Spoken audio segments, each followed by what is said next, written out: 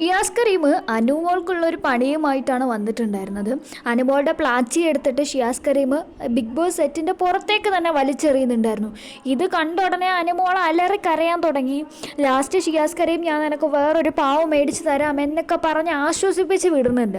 Actually Shiyas കരീമിൻ്റെ ഈ ഒരു act നന്നായി എന്നേ ഞാൻ പറയുള്ളൂ. ഈ പാവക്കൾ സത്യത്തിൽ കണ്ട് കണ്ട് കണ്ട് ബോറടിച്ച്.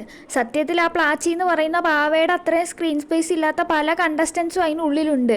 എന്നാലും ഈ ഒരു കണ്ടസ്റ്റൻ്റ് മാത്രം ഒരു പാവയെ കെട്ടിപ്പിടിച്ച് നടക്കുന്നു, അതിനെ വെച്ചൊരു ഗെയിം ഉണ്ടാക്കുന്നു.